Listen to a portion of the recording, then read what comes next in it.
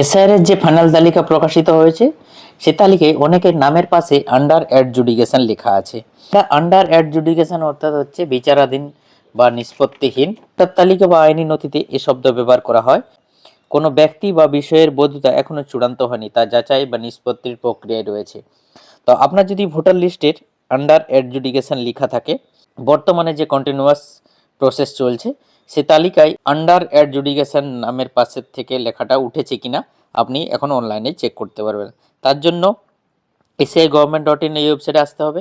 এরপর আপনি এখানে এপিক নাম্বার দিবেন, নাম্বার বসিয়ে দেওয়ার পর এরপর আপনি এখান থেকে স্টেটটা সিলেক্ট করবেন, এখানে ক্যাপচা দিবেন, ক্যাপচা দেওয়ার পর এখানে সার্চ অপশানে ক্লিক করবেন। সার্চ করার সঙ্গে সঙ্গে এখানে শো করবে যে আমি যার এখানে সার্চ করে দেখালাম তার ইলেক্ট্রোড ইজ আন্ডার অ্যাডজুডিকেশন, অর্থাৎ তার এখনও আন্ডার অ্যাডজুডিকেশন প্রক্রিয়ায় রয়েছে, তার ডকুমেন্ট ভেরিফিকেশন প্রক্রিয়া নিষ্পত্তি হয়নি। এইভাবে আপনি আন্ডার অ্যাডজুডিকেশন যদি ভোটার লিস্টে লেখা থাকে তা কিভাবে চেক করবেন যে আপনার নামের পাশের থেকে এই আন্ডার অ্যাডজুডিকেশন লেখাটা উঠেছে কিনা। এই সাপ্লিমেন্টারি কপি বের করার আগে আপনি অনলাইনের মাধ্যমে তা জেনে নিতে পারবেন।